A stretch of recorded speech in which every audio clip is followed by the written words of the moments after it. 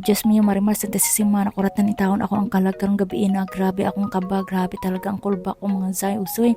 Kasi ganito, kakarating ko lang dito sa aking unit kasi nag-dinner ako sa labas. Tapos after 10 minutes, nakahiga na ako sa bed ko.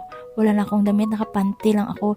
Bigla may pumasok sa room ko. As in, hindi naman kumatok, pumasok sa diretso. Tapos napasigaw ako, sigaw ako.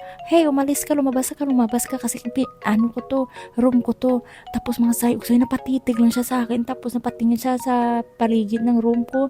Tapos, huli ko na namalayan, titig na titig siya sa akin. Diyos mio, Marimar Santa Sisima, apam pala, natalang dito sa room ko. Kaya na pa English ako, sabi ko, go away, it's my room, ganun. Sabi niya sa akin, sorry. Nagkamali siya. Akala niya, room niya, nasa kabila pala yung room niya. Diyos mio, Marimar Santa Sisima, mga sayusoy, nakalimutan ko palang ilock yung pintuan ko. Lagi ko naman ito nilock. Grabe yung kaba ko kasi iba na yung sa isip ko. Akala ko papatayin niya na ako kasi ang laking tao, apam siya. Tapos ako lang dito mag-isa kasi bumalik na sa LA si Dudong, naku. Kaya lagi niyang ilock yung pinto.